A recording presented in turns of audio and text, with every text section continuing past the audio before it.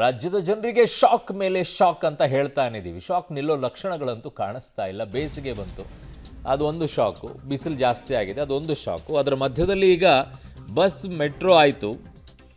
ಇದೀಗ what next ಅನ್ನುವಂಥ ಪ್ರಶ್ನೆಯನ್ನು ಜನ ಕೇಳ್ತಾರೆ. ಆಯ್ತಲ್ಲ, ಎಲ್ಲ ಏರಿಕೆ ಮಾಡಿಬಿಟ್ರಲ್ಲ ಅಂತ ಹೇಳಿ. ಬಾಕಿ ಇದೆ, ನೀರಿನ ಬೆಲೆಯೂ ಕೂಡ ಏರಿಕೆ ಸಾಧ್ಯತೆ ಇದೆ. ಹೋಟೆಲ್, ಕಾಫಿ, ಟೀ ಮತ್ತಷ್ಟು ಕಾಸ್ಟ್ಲಿ ಆಗೋದ್ರಲ್ಲಿ ಯಾವ ಅನುಮಾನವೂ ಕೂಡ ಇಲ್ಲ. ಒಂದರ ಹಿಂದೆ ಒಂದರಂತೆ ಗಾಯದ ಮೇಲೆ ಬರೆ ಎಳೆಯುವಂಥ ಕೆಲಸವನ್ನು ಸರ್ಕಾರ ಮಾಡ್ತಾ ಇವೆ. ಆ ಕಡೆ ಕೇಂದ್ರವು ಒಂದು ಕಡೆಗೆ, ಈ ಕಡೆಗೆ ರಾಜ್ಯವು ಒಂದು ಕಡೆಗೆ ಬರೆಯನ್ನು ಎಳೆಸ್ಕೊಳ್ತಾ ಇರಬೇಕು. ಯಾವಾಗ ಅದೆಲ್ಲ ಗಾಯ ಕೊಳತು ಕೈಯೆಲ್ಲ ನಮ್ಮ ದೇಹ ಎಲ್ಲ ಕೊಳೆಯೋ ಪರಿಸ್ಥಿತಿಗೆ ಬರುತ್ತೋ ಗೊತ್ತಿಲ್ಲ.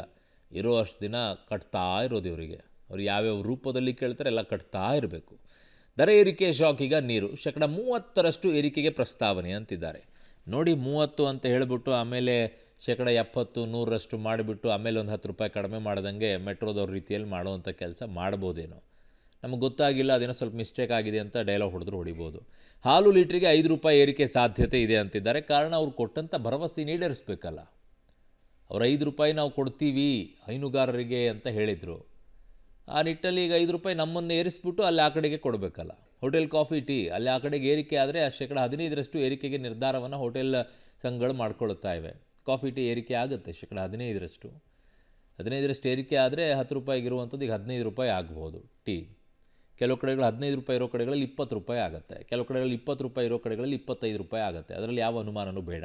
ಕಾಫಿ, ಟೀ, ಕಾರಣ ಶುಗರ್ ರೇಟು ಜಾಸ್ತಿ ಇದೆ, ಈ ಕಡೆಗೆ ಹಾಲಿನ ದರನೂ ಜಾಸ್ತಿ ಇದೆ, ಟೀ ಪೌಡ್ರು ಜಾಸ್ತಿ ಆಗಿದೆ, ಎಲ್ಲವೂ ಏರುತ್ತೆ. ಕಟ್ತಾ ಇರಿ.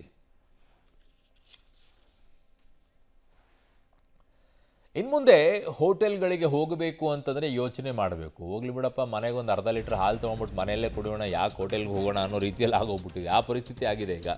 ಅದೇನು ಅಂತಂದರೆ ಕಾಫಿ, ಟೀ ಕೂಡ ದುಬಾರಿ ಆಗುವಂಥ ಲೆಕ್ಕ. ಬೆಂಗಳೂರು ಹೋಟೆಲ್ಗಳಲ್ಲಿ 15% ಕಾಫಿ ದರ ಏರಿಕೆಗೆ ನಿರ್ಧಾರವನ್ನು ಮಾಡಿಕೊಂಡಿದ್ದಾರೆ. ಕಾಫಿ ಪುಡಿ ಬೆಲೆ ಏರಿಕೆ ಆಗಿದೆ.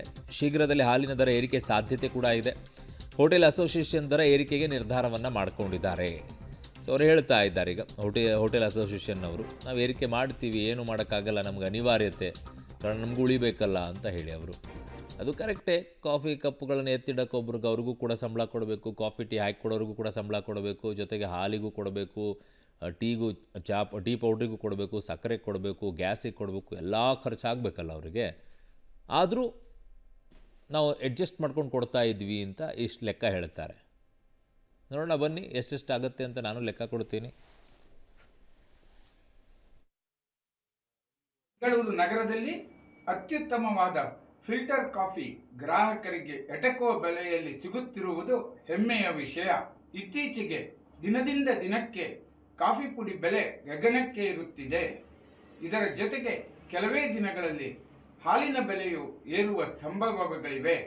ಈ ಎಲ್ಲ ಕಾರಣಗಳಿಂದ ಕನಿಷ್ಠ 10ರಿಂದ 15% ಕಾಫಿ ಬೆಲೆಯನ್ನು ಏರಿಸಬೇಕಾಗುವುದು ಅನಿವಾರ್ಯವಾಗಬಹುದು. ಬೆಂಗಳೂರು ನಗರದಲ್ಲಿ ಅತ್ಯುತ್ತಮವಾದ ಫಿಲ್ಟರ್ ಕಾಫಿ ಗ್ರಾಹಕರಿಗೆ ಎಟಕುವ ಬೆಲೆಯಲ್ಲಿ ಸಿಗುತ್ತಿರುವುದು